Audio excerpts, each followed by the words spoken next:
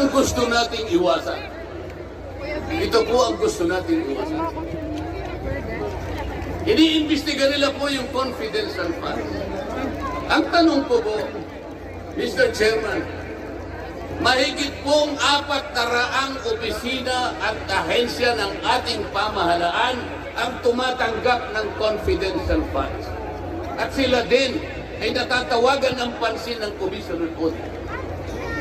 Bakit naman isang opisina lang ang pinipilit niyong usisahin?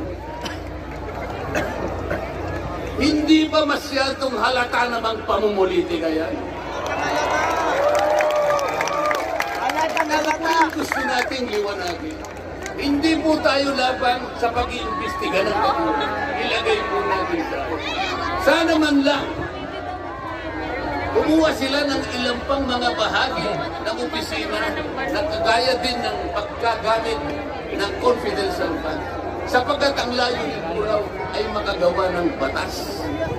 Kung talagang gusto ninyong kumuha ng batas, kasi po in aid of legislation, palagi po ito ang nagagamit, inquiry in aid of legislation.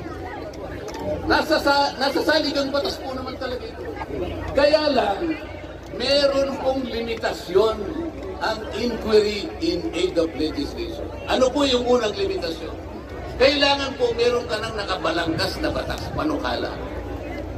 Hindi mo lang makumple-kumpleto sapagkat nag-aatubili ka, baka merong impact ito sa ibang sektor. Kaya tatawag ka ng mga tao na makatutulong sa iyo para sa ganun makumpleto mo ang iniisip mong panukala. Pagka ganun, alam niya kung sinong tatawagin. At alam niya rin kung anong itatanong niya. Hindi po ganun ang nangyayari ngayon. Dahil nga wala na pong rule of law. Basta na lang sila tatawag ng kahit sino sapagkat hindi naman po talaga ang layunin ay kumuha ng batas. Kung hindi usigin ang taong gusto nilang usigin. Ito po ang nangyayari. Kaya nga po, dahil sa kagustuhan nila na talagang usigin ng ICC ang Pangulong Duterte, alam po rin yun. Yun lang ang tanging layunin. Sa 13 pagdinig ng Quadcom, 13, nakapaggawa lang sila ng isang batas na kahit siguro po high school graduate pagtatawanan niya yung kanilang panukalang batas. Bakit po?